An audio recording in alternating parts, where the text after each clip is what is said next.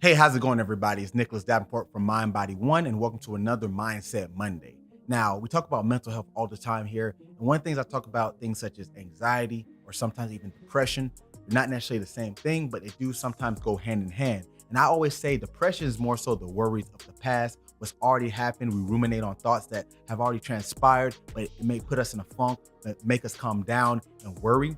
While anxiety on the other side of the spectrum is more so the worries of what's to come, predicting the future. And usually it's predictions of things that are not that beneficial. And this causes the stress, the worry. So these are two different sides of a spectrum, but it can sometimes lead to the same outcome. Now, there's so many things you can do, such as getting a professional like a therapist or maybe confiding in someone close to you, but it's also ways to cope internally.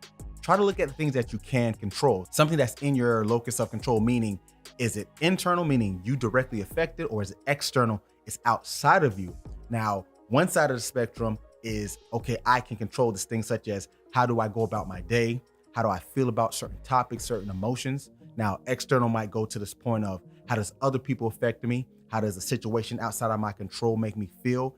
Did it make me feel worse, better? Now, I can't control the external parts, but I can still affect how I feel internally. So that's why you have to know that balance. Now, try not to put too much on either side, because sometimes the control you have is influencing the outcome, but sometimes the external things play a bigger factor and vice versa. Sometimes they don't play that much outside and you let that go and worry about too much internally. So it's up to you to figure out where you fall on that spectrum, because when it comes to stress, anxieties, worries, or even depression, we got to make the most of each decision, because while there's other factors that could go into it on other levels, it's still up to us to make sense of what's going on and try our best to get our minds right. So thanks for tuning in, guys, and have a great rest of your week.